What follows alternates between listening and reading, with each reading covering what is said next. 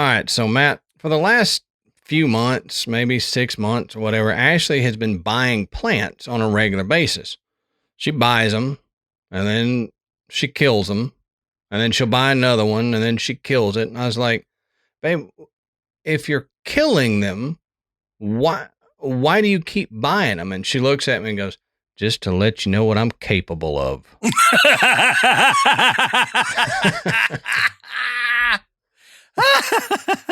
She's a serial plant killer. Yeah, exactly.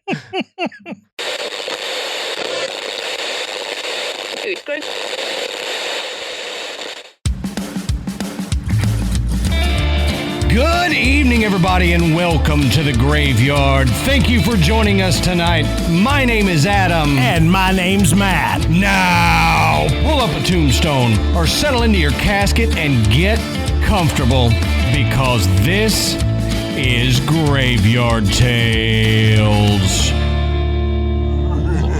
All right, everybody, here we are again. Matt, how you doing tonight, brother?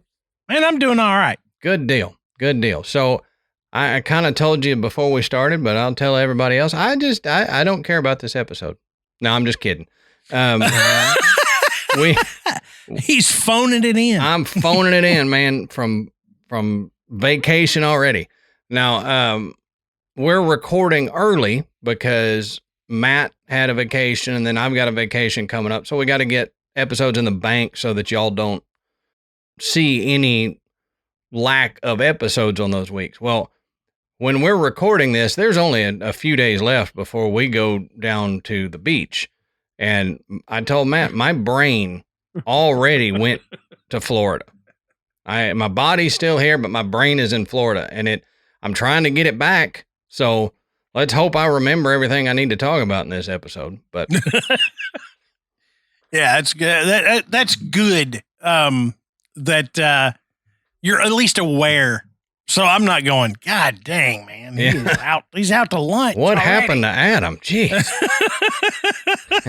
So before we get into it, we want to say check out the Podbelly Network at podbelly.com. You can find a list of shows that we're happy to be associated with, and you can find some tips and tricks on podcasting, and I guarantee you there's going to be a show on there that you're going to enjoy. We also want to thank tonight's sponsors, Fume and HelloFresh, and we'll talk more about them coming up in the episode. Now, real quick, just some information here. Stitcher is shutting down on August 29th. It will be no more listening there, no more shows there, no nothing.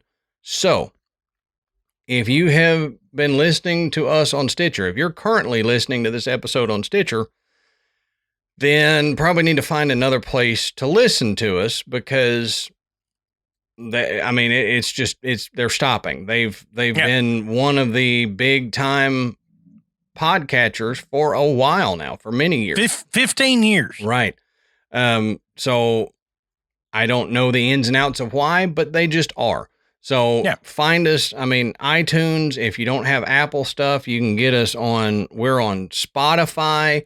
We're even on Audible. So if you listen to Audible and you listen to books there, guess what? You can listen to Graveyard Tales on Audible as well. It's not an ad for Audible. The hashtag not a sponsor, but they could be if they would just contact us. Audible contact us. But anyway, go find it. We've been Audible customers for years. Yeah. Since Audible was a thing, we have both had Audible. So find us on a different, if you need to, go to graveyardpodcast.com and you can listen to all the episodes there. Ashley set up our website to where they import there. It may take a little longer for the RSS feed to import onto the website than it does a podcatcher, but go over there. You can listen from there or just search us up on some other podcatcher. Yeah. Of your choice.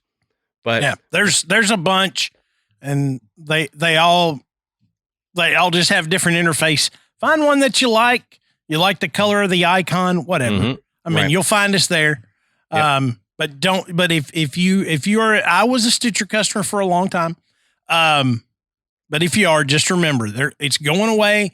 We don't want you to miss out, on any of the new content. Yep. It's not us going anywhere, it's Stitcher going somewhere. So if you're current Stitcher, move over somewhere before August 29th. If you need to hit us up on our Facebook group or something and say, hey, where can we find you? Just do that. Post in the group. Somebody will help you out. All right, Matt. So let's talk about a new sponsor to the show, and that's Fume. Now, I like cold turkey on a sandwich. I mean, cold turkey with some lettuce and cheese. Yeah. But cold turkey's not good for breaking bad habits. And it's tough. It is. And there's other ways to break bad habits. And I'm not talking about, hypnosis or voodoo or any of our episodes that we've talked about. I don't mean that. Mind control, nothing like that. All we're talking about now is our new sponsor, Fume. It's spelled F-U-M, and they look at the problem in kind of a different way. Not everything in a bad habit is wrong. So instead of like a dramatic, uncomfortable change, why not just remove the bad part of the habit and you can have just a habit that's easier to deal with. And Fume is an innovative, award-nominated device that does just that. They take the bad out of the bad habit. Yeah, so, instead of an electronic device, Fume is completely natural. Instead of vapor, Fume uses just flavored air.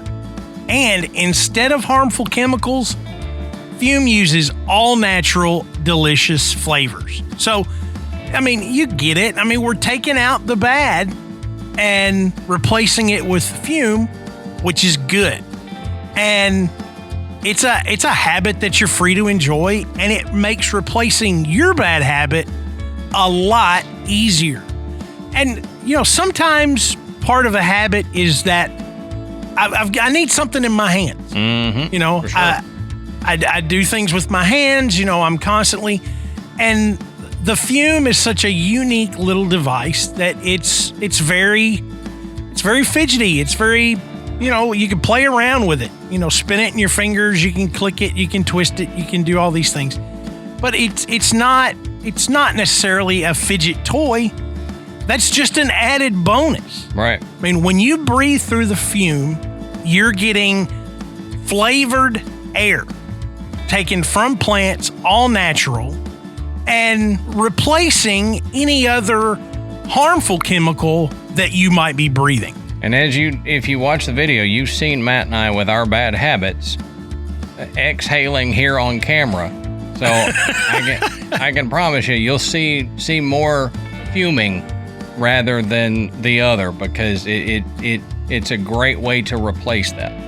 Yeah, and not to mention there are a lot of places now where those kind of habits aren't welcome.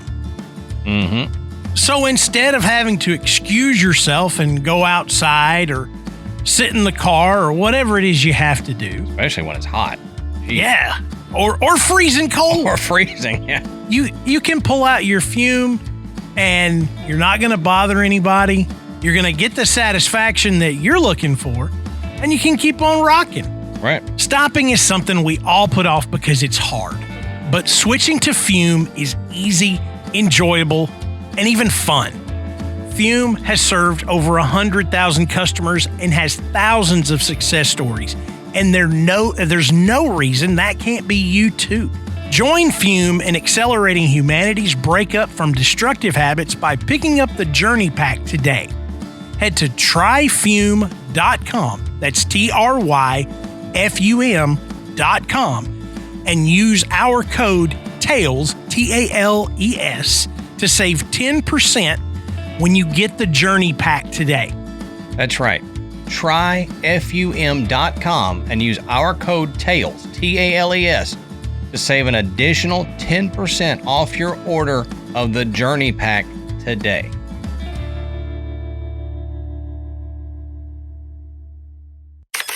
So, Matt, that's all the housekeeping that I've got for this episode. So why don't you tell us, what are we talking about tonight, brother? Well, tonight we're going to look at another one of these regional areas that seem to be full of varied paranormal activity. Mm-hmm. We've talked about the Michigan Triangle, Yep. a lot of different things. Why I can't ever that one. I don't remember that one either. The Bridgewater Triangle. Thank you. Yep. I had to come to me. But tonight we're going to look at another one of these that has a lot of odd things going on in a fairly concentrated region. We're going to look at the Big Thicket. Oh yeah.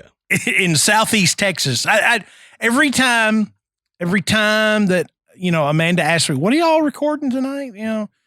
The Big Thicket.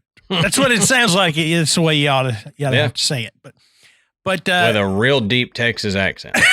My voice isn't that deep, so I can't do it. But this is pretty cool. I had heard of the Big Thicket just because of the National Preserve there and the area. And I lived in Texas for a very short period of time.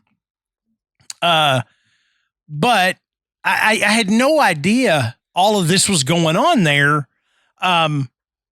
And it was a lot of fun, researching this when you consider, the wildlife and the plant life and just, it's a pretty fascinating place.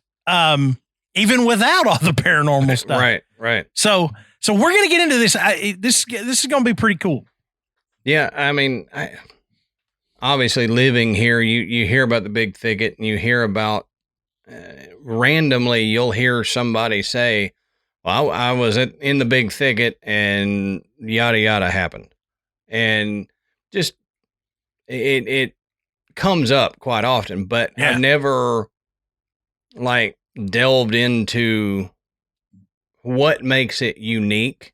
Mm-hmm.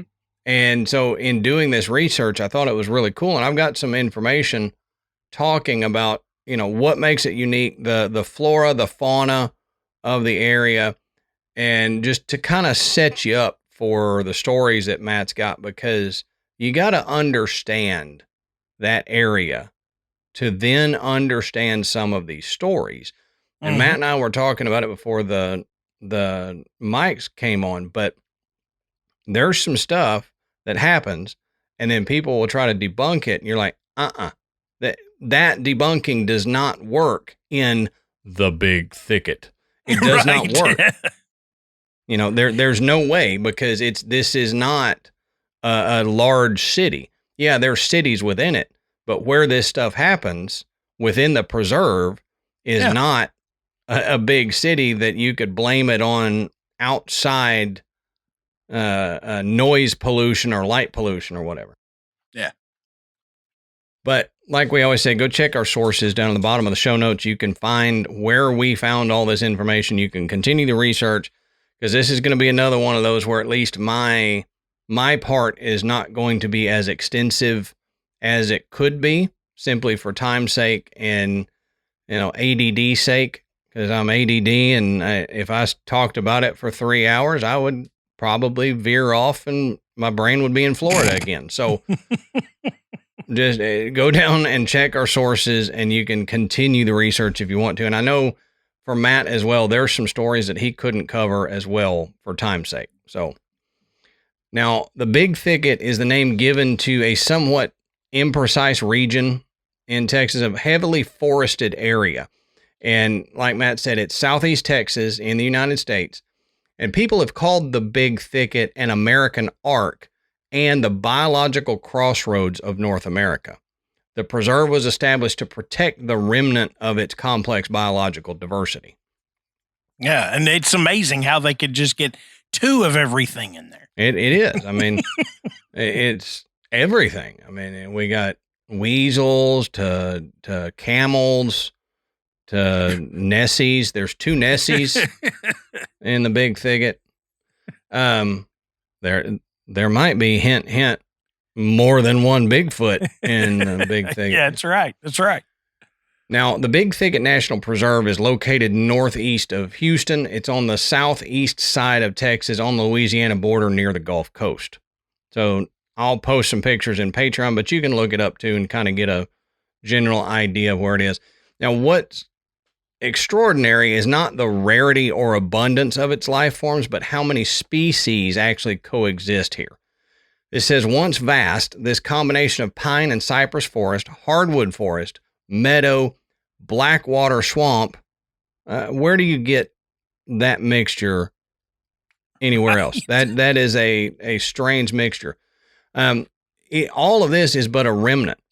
So with such varied habitats, the Big Thicket is a misnomer, but it seems appropriate because an exhausted settler wrote in 1835, quote, "This day passed through the thickest woods I ever saw. It surpasses any country for brush." So yeah, it's not really a thicket, and but it is big. Hey, and keep that in mind, because in the undeveloped areas, and it's not like Adam said, there are towns in there, but it's not like you're just driving around on paved roads and you're like, hey, we're in the Big Thicket. Right. I mean, there's a lot of open, undeveloped, country that is just covered, with trees and wildlife. So, and swamps. There's swamps, but it's not remote, but you can definitely get deep in there and feel like you're on the other side of the world. Yeah, certainly get lost in there. Oh, absolutely. So consider that when you start hearing these stories about stuff. It's not like you're just walking. You take a 2-hour hike and you're really just 2 hours deeper into this mess. Mm-hmm. I mean, it's not like you're like on the other side of it. Yeah, you didn't get out of it. You just screwed yourself up even more by continuing is what you did. Yeah. You'll be walking through swamps with gators in a minute. Now, the original Big Thicket of Texas covered between 2 million and 3 million acres in what's now mapped as the piney woods and coastal marsh ecoregions of the state. Now, it's a transition zone where southeastern swamps, eastern deciduous forest, central plains, pine savannas, and dry sand hills all meet. Yeah. So if you can picture that, it's wild to think. The Big Thicket is amazing. I mean, it's like a video game map. Mm-hmm. Mm-hmm. You just all the. Hey, this looks like a desert. We just left a forest. Yeah. No, we didn't. We just left a swamp. Yeah. Yeah. So millions of years ago, part of the Big Thicket was actually under sea level until the shores of the Gulf of Mexico receded to its current position.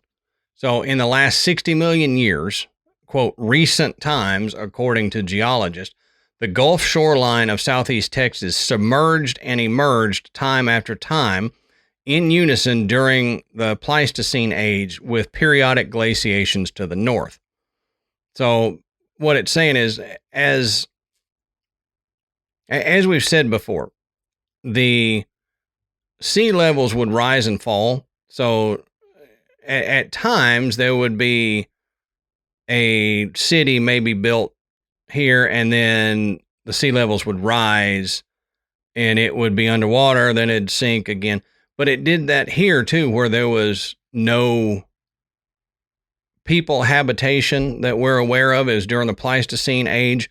So as it would freeze in a cap and it would suck some of the water out, it would recede some and then flow back in when it melted. So it was creating these like marshy, nasty grounds to walk through, because it's just saturated, but it spent a lot of time.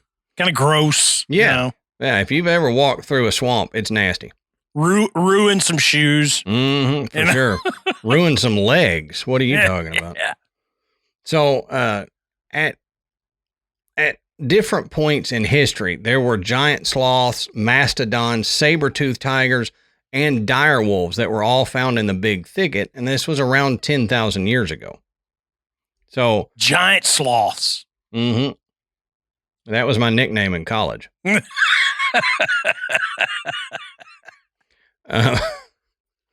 So even in the Pleistocene region, that area was home to many varying species of animals.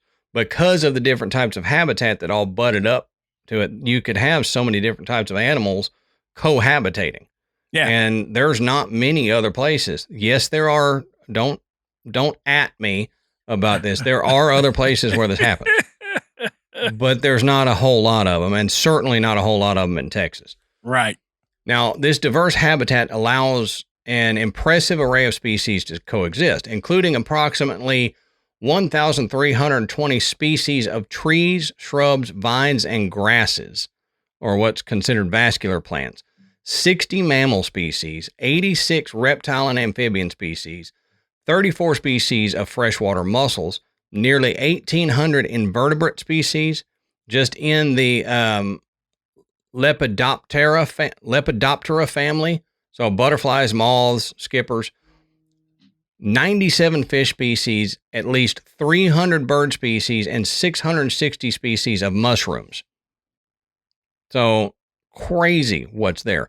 Historically, bison, jaguars, and red wolves were all included in the array of species as well. So jaguars in Texas, you know, when you think jaguars, you think South America. You don't think North America. You don't think Texas unless it's in a zoo. But at one point, this was habitat for jaguars. Yeah. Yeah. And one of the reasons I tell you this is so that when we get into what happens there, you'll know A, what used to live there, B, what could still live there, but we just don't have scientific proof of, and what was there that could have created legends.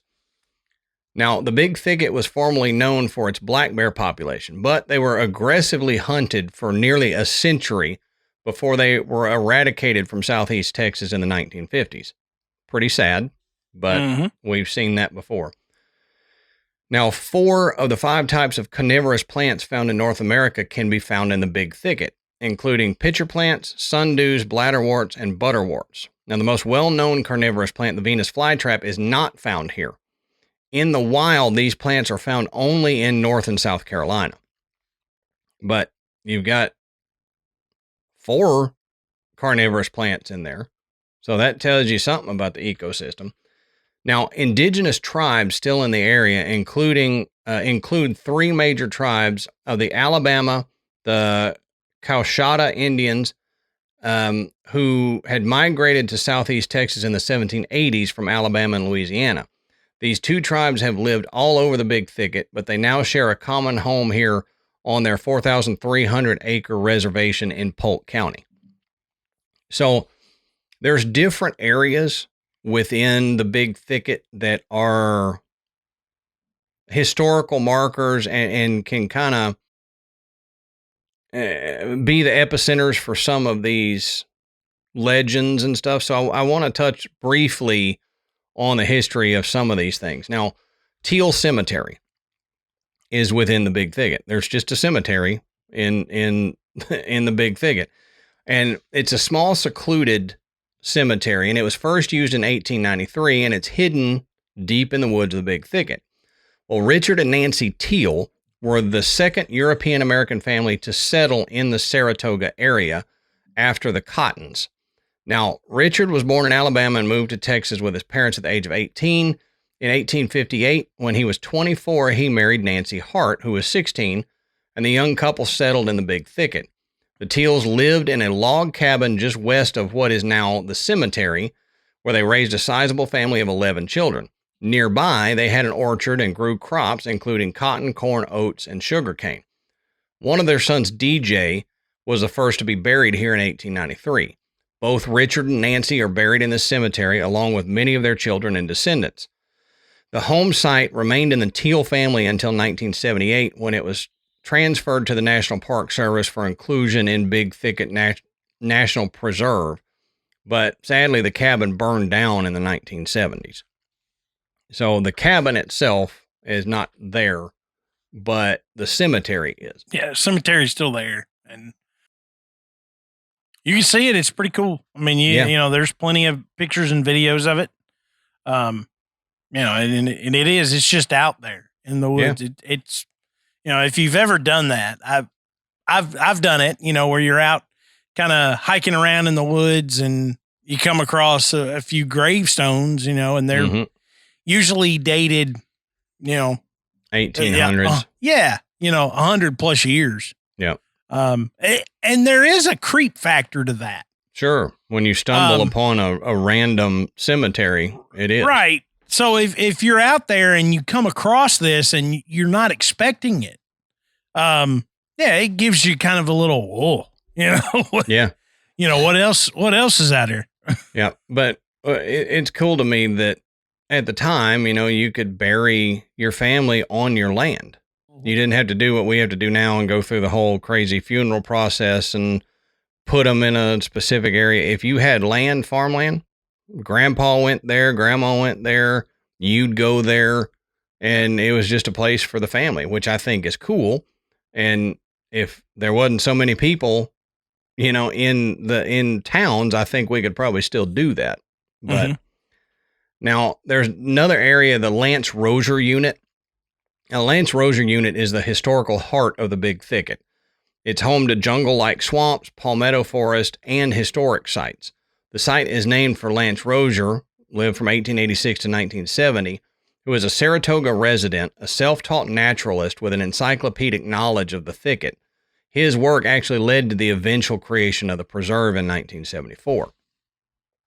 One of the other areas is Teal Road. Now, Teal Road is a narrow, unpaved road that leads into the dense forest of the Lance Rozier Unit, and it dead ends at Teal Cemetery. So if you're out there, you want to see it, you can hop on Teal Road, which is just dirt road, and take it down. You'll pass through the Lance Rozier Unit, and you'll come up on the Teal Cemetery. Now, Staley Cabin, the last place I want to talk about, it's Staley like Lane Staley. When I first saw it, I thought Stanley Cabin, and I actually typed Stanley Cabin, and then I'm reading and I went, wait a minute, they forgot an N. Oh no, I added an N. Sorry.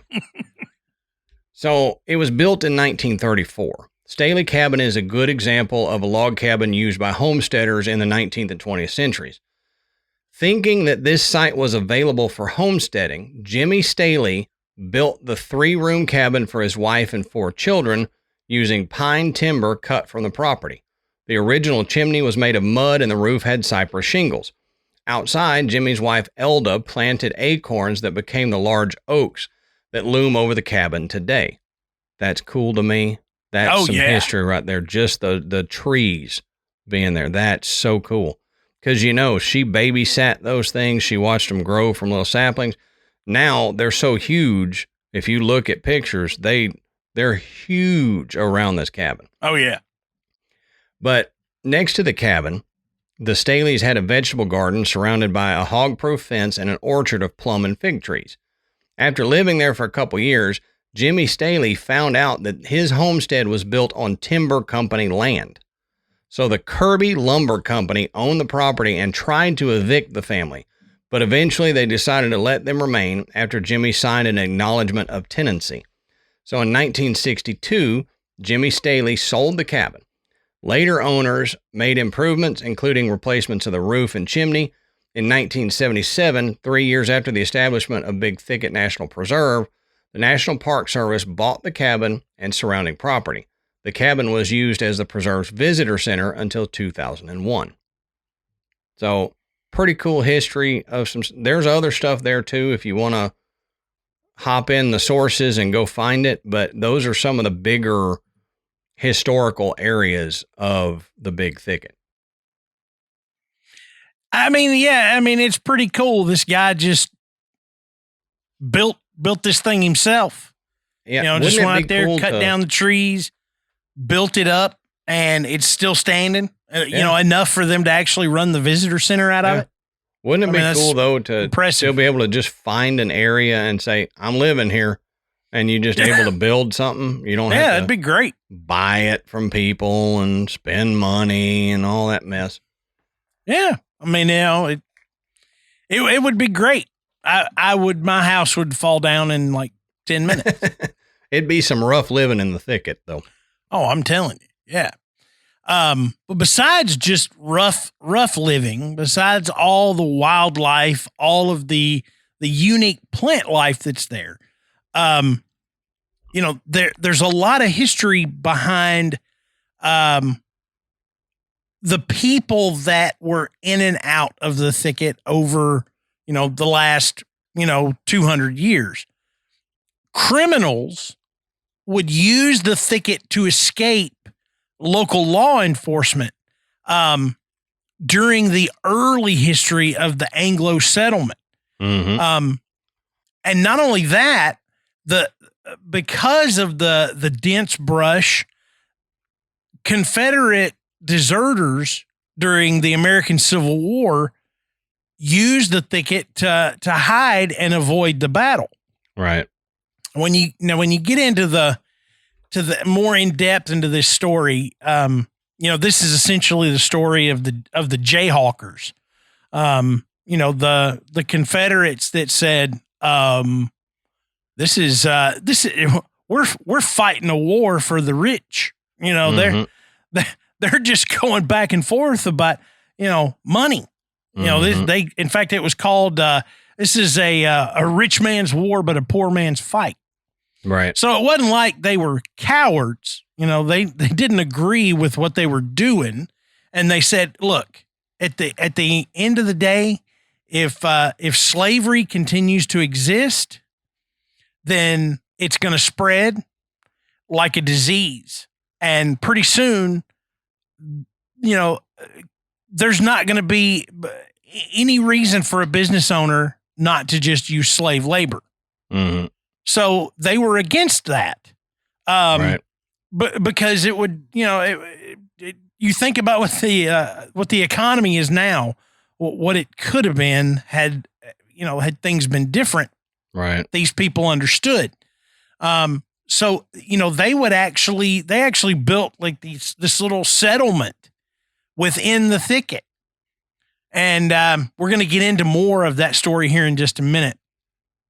But it gives you an idea of not just how vast it is, how deep and how just dense it is, where, these people could just essentially live and go undetected. Mm-hmm. But what else could with live? People looking for them. Yeah, with people looking for them. I mean, you think, what else could live out there and go undetected? What other things could occur and go undetected? Well, one of the things that the Big Thicket is most famous for are the Saratoga lights. And we've talked about other light phenomena in Texas, but these are pretty unique. They occur along Bragg Road, which is one of the only roads through the forest in Big Thicket. Bragg Road is in Hardin County, and it's an 8-mile stretch that at night really amps up. Okay. I mean, we're talking about essentially like it's wide enough now for 2 cars to pass. Okay. Just barely. 2 whole cars. It's not a highway by any stretch of the imagination. But at night, some travelers report the Saratoga lights as these orbs of light that are about the size of a small pumpkin. And the colors range from light blue to green or yellow. And the lights are more active in the early evening, but these lights appear and disappear at random during the dark of night, and there's really no good explanation. This is not a situation of swamp gas. That's not there's not around there. Before we started recording, Adam and I were talking about how it doesn't make sense that it would be headlights, because where are they coming from? When we talked about the Morpholites, we said, a lot of people said it's reflections from headlights. It's kind of a optical illusion. where are these headlights? We're out in the middle of the woods. You know, there's not a highway like right over there. I mean, it's just not. You would see and hear the car as well as the lights. And if it were lights, they wouldn't be blue and all these other colors. Right. They wouldn't. Yeah. It'd be white, yellow. It'd be about it. Mm-hmm. But you know, the reason for that is what it's now called Farm Road 1293. But Bragg Road originally was a 7-mile bed for a Santa Fe branch line used for hauling oil from the Saratoga oil fields along with logs and cattle. And the railroad was laid in 1901, but they removed the rails in 1934 and left the bed, and it became a frequently used road going through the Big Thicket. So what does that tell you about Bragg Road? It's straight. Yep. It's as straight as they come because it used to be railroad tracks. Mm-hmm. You know, when's the last time you saw a train take a sharp turn? You don't. Not and make it. Yeah, that's right. So, you know, when you think about this road and no other roads around it, and it's pencil straight for 7 miles, you're going to see another vehicle coming down this road a pretty good ways off. Absolutely, yeah. There's nothing obscuring your vision. And, you know, I brought up earlier with Adam that there's no curves. So it's not like you could be standing and looking through the trees to the left or the right and see part of the road in the distance where it curves around, because it doesn't curve around. Right. So there's no cars, there's no other kind of transportation that would have headlights that would reflect and cause these lights, you know, to kind of drift back and forth across the road. And as, you know, Adam made a good point, they certainly wouldn't be blue or green. But there's a lot of stories about what the lights are that have essentially just become fantastic legends. None of them are really all that explanatory. They're just really good legends. One story about the lights is that it's a mystical phenomenon that shows where treasure is buried, and that the Spanish conquistadors are out there looking for the lost treasure. It's okay. Yeah, pretty cool. We're going to talk more about that Spanish treasure here in a second. I like Spanish treasure. I love it. I wish I had more of it. Exactly. But another story is that the lights are a little bit of fire that was never extinguished after another historical event, the Kaiser burnout. Now, the Kaiser burnout was a fire set by Confederate Captain James Kaiser during the Civil War, where he was flushing out these deserters, these jayhawkers. So he just set it on fire, you know, flush them out. It's a lot. It's a lot to burn. Yeah. You know, just to get out some people that didn't want to fight with you. Imagine the damage that he could have caused ecologically to that area. Yeah. By doing that. But, you know, and it did, it burned quite a lot. But as we see, that doesn't necessarily, you know, end the life, you know, the plant life, animal life. It almost reinvigorates it, and it comes back stronger. Yep, that's true. You know, I mean, there's, you know, I know we lose a lot of forests due to wildfires every year.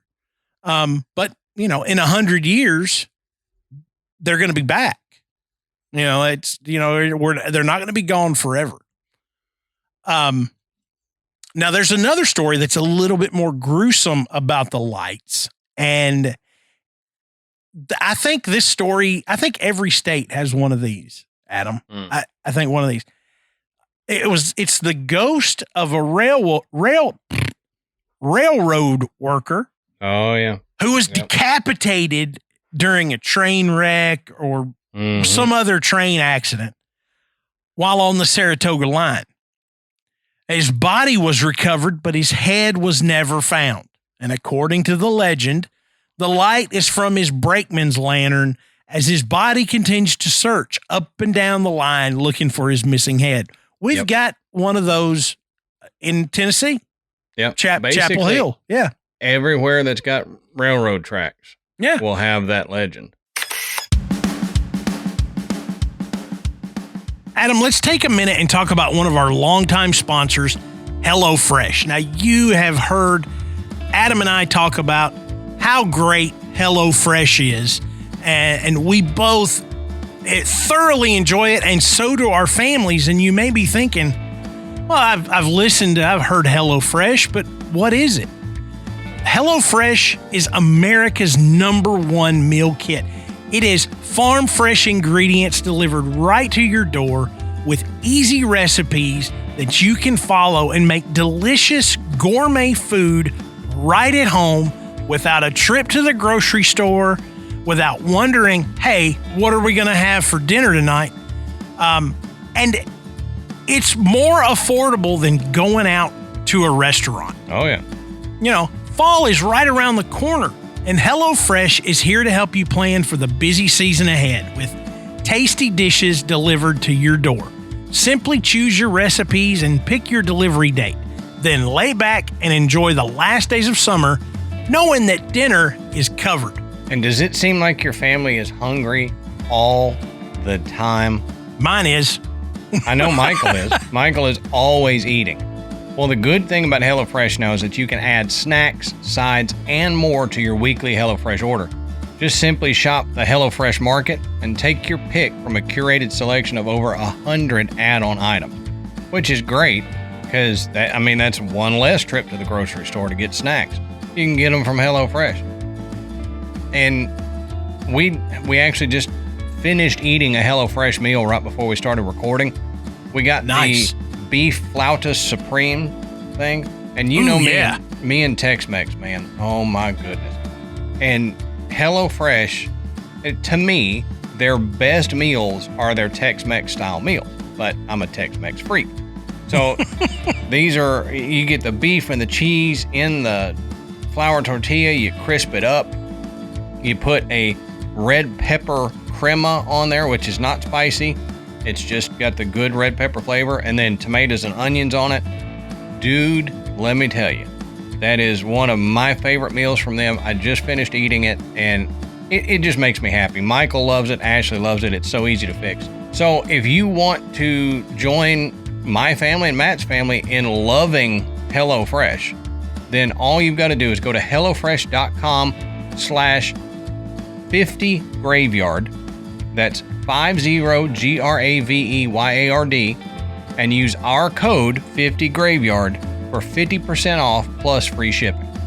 Yeah, that's right. Just go to HelloFresh.com/50graveyard, 50GRAVEYARD, and use that code 50graveyard, and you get 50% off plus free shipping.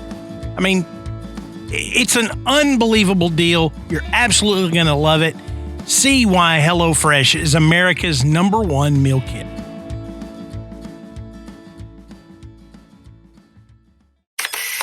And if you didn't know that Bragg Road used to be a railroad tracks, then it might seem a little odd, but there's a reason. Why is there a railman on a dirt road? On this dirt road, what's he doing? Yeah. He's lost. His head's not anywhere around here. He got way off course looking for his head. This one, though, I found this story just poking around, and I had never heard this one before. this story is about is one of the stories where the husband is looking for his bride. As the story goes, the couple was honeymooning at the Bragg Hotel, which used to be at the end of the road, and by some mysterious circumstances, the bride was murdered. And the light is the groom who continues to search for his bride's killer. So that was a new one. I had not heard that before. That's new to me too. Now, there is another story, not about the lights, of a man who got lost out in the woods. Easily done. Well, he comes across this old woman whose face was concealed by a bonnet, and he said that she gave him some rancid water and then disappeared. Well, that's kind of crappy, you know? Yeah, that's weird. Yeah. I was like, okay, rancid water, yuck. But others tell of a little sweet old lady that will stop and ask for directions. But when the visitors actually see her face that's kind of occluded by the bonnet, she has hollow eyes, and they describe her voice as being kind of a far away voice. Now, she is said to haunt the trails. Like she keeps her voice in her pocket or something. It's like she's a ventriloquist. She's throwing her voice. You want some rancid water? Yeah. There's a pitcher plant right there, and it's got nasty water in it. Yeah. And go she throws her voice to the pitcher plant, and it's like, drink me. Makes sense now. That's total crap. We just made that up in case you didn't. But this lady is said to haunt the trails, and she's actually been reported seen walking straight through the trunks of trees. And they say that the scent of lavender precedes her apparition. So if you smell lavender, you may just be out in the forest. I don't know. But, but supposedly if you smell lavender, she's not far away. So, you know, that's we've got ghost lights, we've got ghost apparitions. Okay. So, you know, we've got a couple of different things going on here. Here's something else. Remember I mentioned the something about Spanish conquistadors and lost treasure? Well, on the western edge of the thicket, in a small crossroads community known as Kinaflick, local people believe that a copper chest containing $1.5 million worth of jewels and money is buried there in the quicksand. Now, it has been there for 250 years or more, since the pack train transporting it from Florida to Mexico was attacked by Native American warriors. It's pointed out that the old Atchisita Road, I hope I'm saying that right, that connected Spain's two New World empires passed just south of Kinaflick. So all right in this area, you know, at one point was, you know, essentially surrounded by Spanish-controlled areas. Now, the treasure was actually recovered in the 1930s, but they lost it in the quicksand again when the hoist rope broke. Oh, Lord. So in the 1930s, they figured out a way to get this out of the quicksand. And it's like when you're playing the claw machine. Okay? Yeah. And you've got your thing and it comes up, and then right at the last minute, and it drops, and you're like, ugh. So that's what happened to these folks is they hoisted this chest out of this quicksand, and the rope broke and it went back down. And so they were just like, we're never going to be able to find it now. So, you know, and they didn't, according to the story. But many other searches have been made for the chest, and some claim that it's been located several times with a probe at 25 feet deep. Oh, wow. So if you look at those numbers, you think, well, that's really not that deep, is it? That's not so bad. You couldn't get it out 25 feet. But nobody has figured out a way to retrieve it. Even with the modern engineering methods of draining and suction pumps, you'd think they could just suck out the quicksand and there it would be. Build a dam around it or something. Yeah. And I mean, you'd think for 1.5 million, not just the cash value, but the historical value of actually obtaining this, 250-year-old treasure. I mean, there's more than just monetary value there. So if I had the way to do it, you better believe I'd be out there doing it. Well, yeah. So you would think that the expense would be worth it, right? But you be aware that the quicksand and the wetlands around it are absolutely full of alligators and water moccasins and that sounds about right. Other things that would like for you to go away. Okay, so I mean, and from what I've read, it's not like you might see an alligator. You better watch out. You might step on a water moccasin. It's like Snake Island down there. Yeah, it's like they're everywhere. I'd rather deal with the gators than the water moccasins. Yeah, no kidding. Those water moccasins are bad. I can climb a tree. A gator can't. Right. At least I've never seen one. But a snake can. A snake sure as hell can. Yeah. Yeah. So that's one of the other stuff. I thought that was really cool. But I thought it was crazy that they hadn't been able to figure out a way. It was, look, alligators or water moccasins, whatever. I figured somebody by now, if it was still there, somebody would have figured out a way to get it. Oh yeah. Yeah. Oh, yeah. But the story says it's still down there, and they verified that it's still down there. Well, after this episode, we're going to have a bunch of people going out to the thicket looking for it. Yeah, be careful. If you find it, if you come away alive, Matt and I deserve a finder's fee. That's right. We're waders, thick ones. Mm-hmm. Snake boots under them waders. That's right. So, you got ghost lights, buried treasure, carnivorous plants, or just being out in nature, whatever would take you out to the Big Thicket. There's one particular event that appears to be quite common. And, you can't talk about a big open area of woods like this without talking about our old buddy Bigfoot. Yep, Biggie McBigfoot. Biggie McBigfoot. Numerous Bigfoot sightings in Big Thicket. And over the years, it's been known by several names, like the Wild Man of Big Thicket, Old Mossy Back.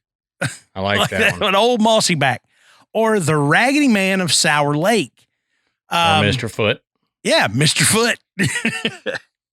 And it's incredible. And one of the coolest things is that if you look at a map where it'll have little pinpoints, the one I saw has the little classic Sasquatch. Everywhere where they've been reported, you actually begin to see patterns, like almost like migration patterns that are, or that they're traveling from one area to another. And this is the path of least resistance, or this is the path that would be most secluded for them, whatever. You can actually see the path to the point that those locations are, that's where people want to focus their efforts. Okay. But if you think about it, if there was going to be a Sasquatch roaming around in the woods undetected, Big Thicket, that would be on a short list of good places. Oh, sure. And if you look at a map, which I'll put in Patreon of probably the one Matt's talking about, Bigfoot sightings in Texas. Yep. If you look at it, the eastern portion of Texas has the most, but there is a huge concentration in the area of the Big Thicket. Mm-hmm.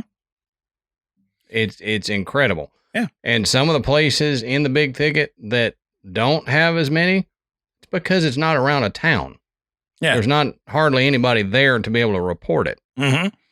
And so it's usually reported by, hikers or campers, maybe local guides, things like that. They're the ones who experience it. And not only have there been a lot of sightings, there are more incidents of people hearing it.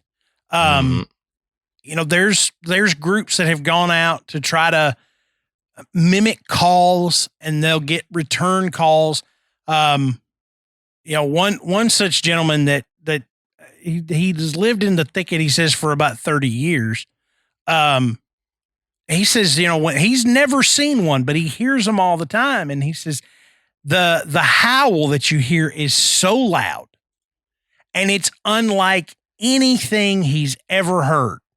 He said, you can't even begin to mimic it.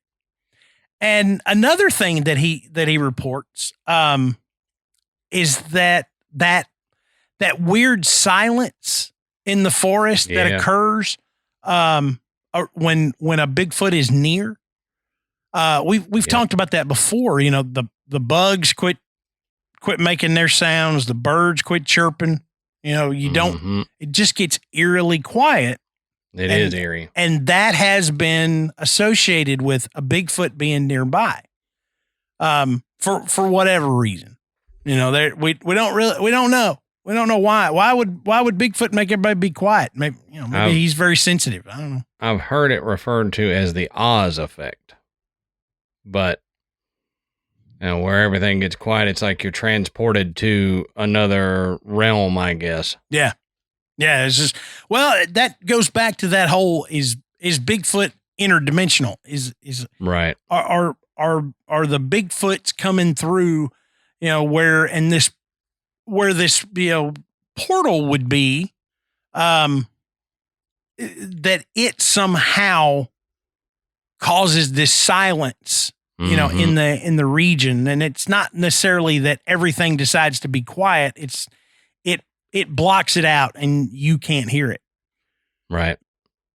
So I'm digging around, I'm looking, and, as Adam said, there are tons and tons and tons of these sightings. So I dug around until I found a really interesting one.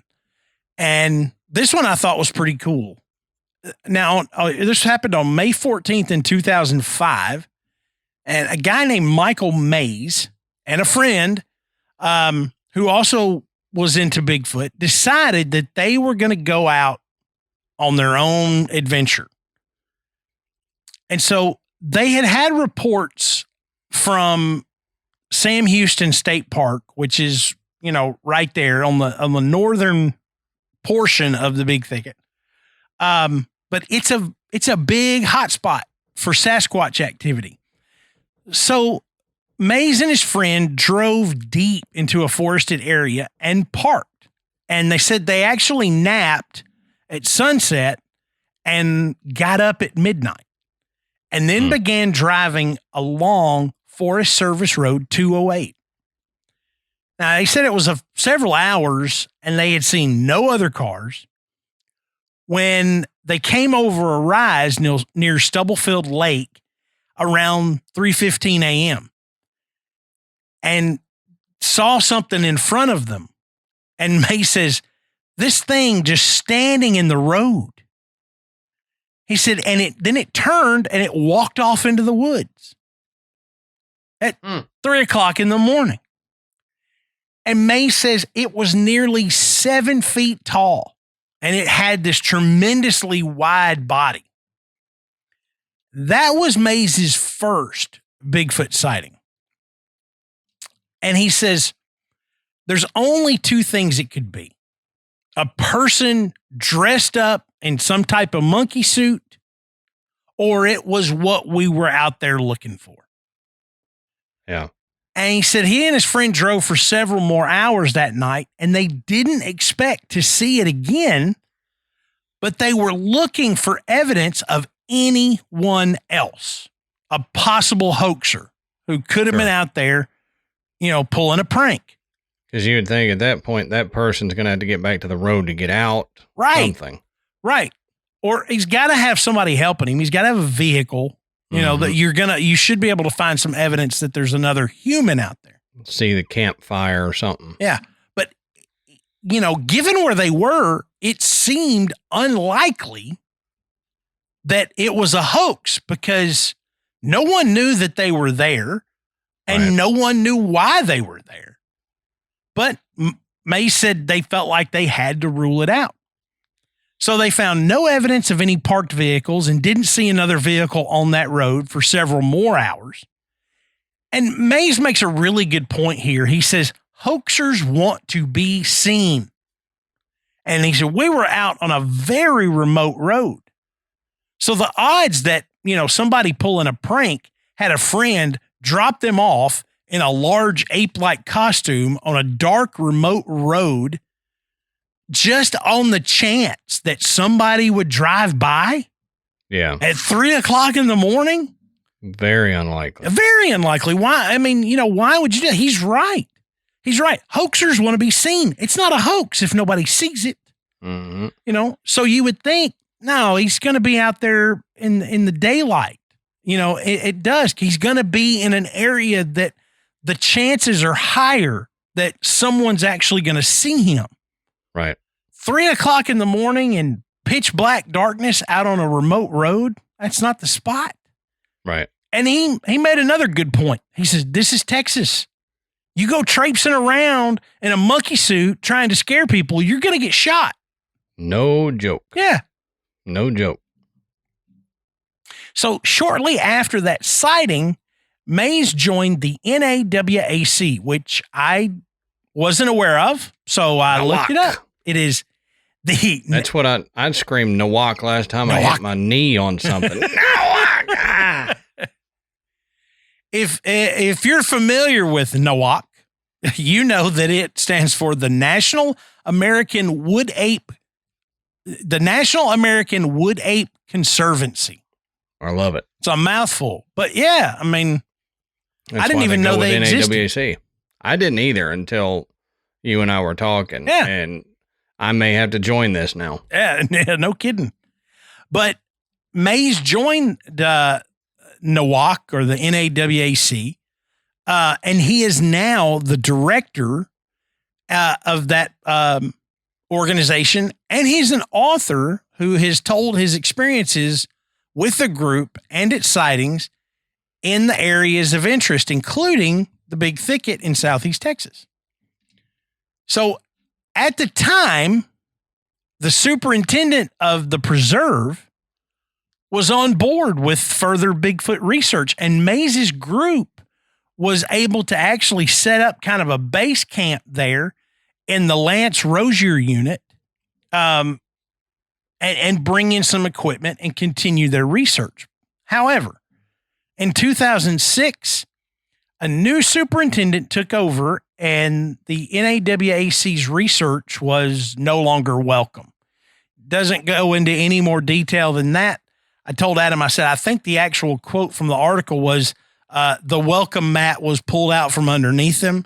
So it sounded like it was more or less no, I don't believe in any of this Bigfoot nonsense. Y'all need to get on out of here. It's I would imagine that was a conversation they had. That sounds about right for small country town. You've either got ardent believers or ardent skeptics. There's no no middle not ground. Really people that are saying, well, I don't really believe it, but y'all go ahead and do your funny business out there, And the guy's probably thinking this is just a cover for them to do creepy, freaky stuff. They're out in the woods. They're getting jiggy with it. Yeah, and I'm not going to have it. I can't say that wouldn't have crossed my mind either. Right. I'm on board. I'm on board with more Bigfoot research. Hey, come on. Yeah, but I'm also not an idiot. And, like a dozen guys show up, wearing shorts and flip-flops telling me they're going to go set up out in the woods and look for Bigfoot. I'm going to be like, not like that you are. No, this would be people in tack gear that they bought off Amazon. They would have Amazon tactical gear that they're wearing and going, we're getting ourselves a Bigfoot. Not saying that's what the NAWC is, but that's what I picture in my mind of what this guy is seeing and why he's saying, no, you ain't. Right. But, you know, the fact that even then, you know, they didn't let an organization come in there and do research. It doesn't stop people from going out there and looking. And numerous Bigfoot hunters and researchers have focused on the Big Thicket over the years, convinced that if there is conclusive evidence of Bigfoot's existence, it's going to be found in the Big Thicket. Yeah, the only problem with that is think about the diverse habitat that's out there. Yeah. You've got the swamps, you've got all this stuff. If you're looking for physical evidence of a Bigfoot, it's going to be very hard to find a body, body parts. Yeah. You might find some footprints, but as soon as it rains or something else traipses across there, it's going to get messed up. Yeah. It's going to be hard to find physical evidence. Now, your chances of witnessing one, getting a picture of one is higher, I would assume, in that area. But if you're looking for bodies or what, I doubt you're going to find it because gators, I mean, they'll eat anything. So yeah, that's right. That's a good excuse for anything. Why? Well, because gators. Yeah. And I mean, there have been some fairly good footprints that have been found. You know, that just a lot of evidence of things like, you know, trees being downed without being able to find where they came from. Right. You're thinking, oh, there's trees down and you're in the forest. You know, that happens all the time. Sure, it does. But if you've got, you know, a cluster of cypress trees, okay, and then there's, you know, 2 or 3 full, like, beech trees or something just laid, you know, kind of in order among these trees, you start kind of poking around and you notice there's no other beech trees around here.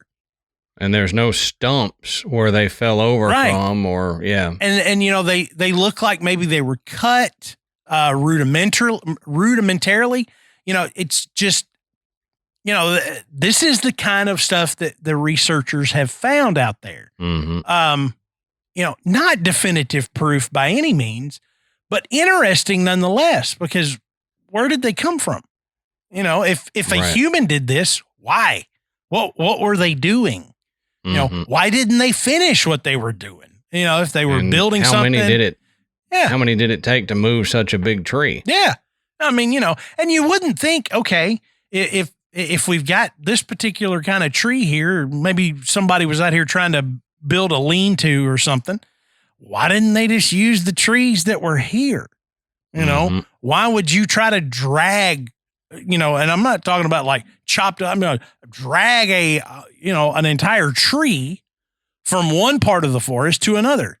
You know, it doesn't make sense. And one of the big things of evidence that people say points to Bigfoot habitation of an area are those, not nests, but like hideouts where you see the woven branches where they're bent over. You got one large tree that's bent over and then they're kind of woven together. So that would be something else that, you know, maybe they were with those trees trying to make one of these lean-to things, but didn't have anything else, or they got interrupted by some dude in Amazon tack gear looking for Bigfoot out there. Yeah. Oh yeah. But yeah, it doesn't take just a body to have evidentiary proof of a Bigfoot. Yeah. But, you know, most scientists are not going to take a footprint and, oh, this is a weirdly constructed lean-to as evidence of a great ape or something like that in North America. Right. And it just, the fact that it is such a large area, the fact that there's other, odd occurrences, paranormal activity, if you will, it just, it just lends itself to the fact that, yeah, why wouldn't Bigfoot be here too? I mean, well, yeah, the desolate nature of a lot of the area in there, the ability for it to hide, and just the abundance of life in that area. It could have food sources for days. There may be animals in there similar to ones we know about, but evolutionarily different, and we just haven't found them yet. Yeah. So I think the Big Thicket is probably one of the better spots in Texas for Bigfoot to reside. And if you look at the sightings maps, the people that saw it think that too. Yeah. So. And it's also, there's nothing else really, even with all the diversity, that you could mistake an upright, primate for. Sure. There's nothing else really on two legs, but they have talked that the creature that has been spotted in the Big Thicket does sometimes walk on all fours, more like a gorilla. And understand the NAWAC is the Wood Ape Conservancy, the American Wood Ape Conservancy. It doesn't say Bigfoot. It doesn't say Sasquatch. They're not necessarily going out there saying, we're going to find this weird mythical creature. But the hopes is that, if they found a North American primate that has been seen, they could say, this is the species that has been tagged with the Bigfoot name. Right. Right. This is what we're seeing. And again, Adam and I have said this before. If we find out one day that that's what it is, and it's not some weird interdimensional creature, some alien pet, or, some, other kind of bizarre intergalactic species, understanding that there has been a North American ape that has managed to avoid detection for all this time would be an absolutely incredible find. And be amazing. Yeah. So absolutely amazing. But it sure does seem like there are trail cams that have picked up images of this. And of course, they're not spectacular, but they are intriguing, to say the least. There have been photographers that have caught pictures, and there's tons. You can go and look at them. I don't have one or two that I would specifically direct you to. If you just search it, you're going to find them. And this does have more of an ape appearance than other supposed photographs of Bigfoot. And think about it. It's very near and into Louisiana, which has the skunk ape that lives in the swamps, and the Honey Island swamp monster. Yeah, and so Honey Island is right there in the Big Thicket. Yep, these have